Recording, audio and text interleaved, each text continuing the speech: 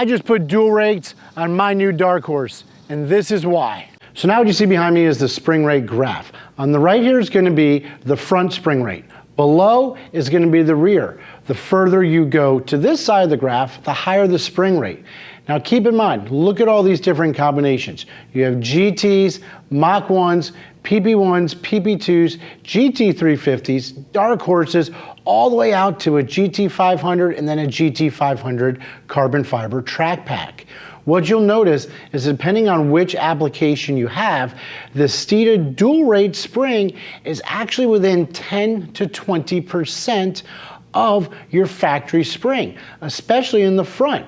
If you look at the front spring, it actually allows for a very comfortable ride because you're only increasing it about 10% over a Mach 1.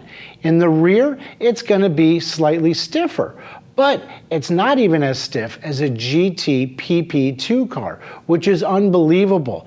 But the reason why the Steeda dual rate really shines is not only in its initial rate can it give you an as factory or a better than factory ride, when you get into that secondary rate, it's an absolute game changer. Even if you go with an expensive coilover setup, you're not going to get the dual rate. You're going to be set in that rate all the time.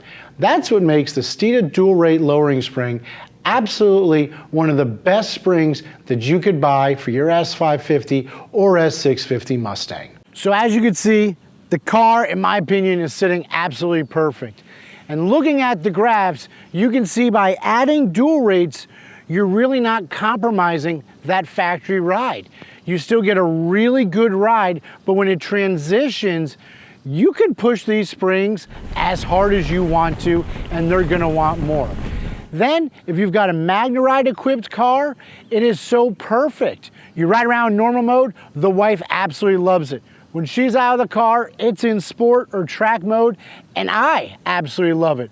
So for someone that has always loved progressive springs, which will give you even softer ride and a little lower of a stance, the dual rates, in my opinion, might be the best lowering spring you can put on your Mustang if you're into pushing it in the turns and just getting that overall best driving experience out of your Mustang.